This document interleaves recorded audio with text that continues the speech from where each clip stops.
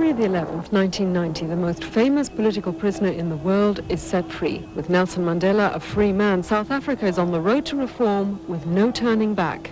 Mandela is a crucial figure in South Africa's transition because his imprisonment for 27 years gave him a kind of mythical status. He was almost regarded as a priest who would come out of prison and absolve everybody's sins, stand above the divisions of party, of race, of tribe, of rural and urban, and call for unity, bring everybody together. And to some extent, he has been able to play that role. In receiving the Nobel Prize jointly with President de Klerk, he has been recognized as a man of extraordinary moral stature. The Nobel Peace Prize was awarded jointly last year to Mandela and de Klerk. Both are crucial to South Africa's difficult transition. They need each other to establish the political middle ground and bring about a peaceful changing of the guard. Yet their relationship can be tense. There are reasons for their mistrust. Black-on-black violence, as it's been called, is something which was deliberately cultivated by the white government during the years of apartheid. Even a government commission accuses security elements of having a hand in the increasingly bitter and deadly violence between blacks.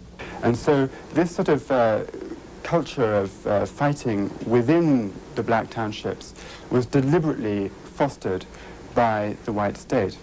Now, having said that, it's also true that there are real divisions within black society in South Africa. Divisions that run so deep that more than 18,000 people have died in political violence in the past 10 years, mostly between followers of the ANC and its rival, the Inkatha Freedom Party. But on top of that, you've got another split, which I think is often overlooked in discussion of South Africa. And that is the split, a very deep one, between blacks in the countryside and blacks in the townships. And this division, in fact, is now being played out in the fight between Inkatha of Mangosuthu Buthelezi, which is a movement which plays on tribalism, which cultivates loyalty to Zulu chiefs.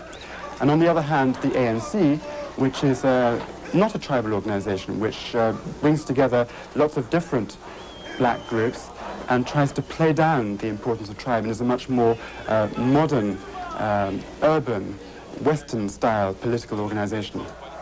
But Mallaby believes there is another angle to the split between Inkatha and the ANC. And here I think that a lot of the problem lies in the personality of Buthelezi. He is a man extraordinarily intolerant of any kind of criticism. And this intolerance, this arrogance, was fostered by the circumstances of the 1980s. Because with the ANC banned and underground, he was the most visible and prominent of the black leaders. And so when it came to the time when the ANC was unbanned, and he took a back seat because the ANC's popular support in the black community was much bigger, his sensitivity and his intolerance of being slighted ruffled up and became a sort of terrible cancer which ate into black unity. Buthelezi and his Inkatha Freedom Party have fostered an unlikely partnership with white conservatives, both feeling they have the most to lose in the new South Africa, both prepared to take up arms for their own sovereign homelands. So the ugly threat of violence breathes over South Africa as it prepares to bury apartheid. But to have come this far is an achievement in itself. The day every South African, black or white, can vote is a victory for democracy and a victory for freedom. In fact, what we've seen is quite extraordinary, is the end of a authoritarian regime with basically without a revolution. It's almost like April 27th is a magic date, that when that day comes, everything will change over and there will be a different South Africa. A different South Africa. Just how different we will find out in the days ahead. What is being accomplished is extraordinary, but the challenges ahead are staggering. Perhaps most of all, as the walls of political apartheid tumble, can South Africa's new leaders end economic apartheid, the divide between rich and poor? I'm Sonia Ruseler. Thanks for joining us on this half hour of Why. We leave you now with the thoughts of Nadine Gordimer, the author who has won a Nobel Prize for her searing stories of a divided South Africa.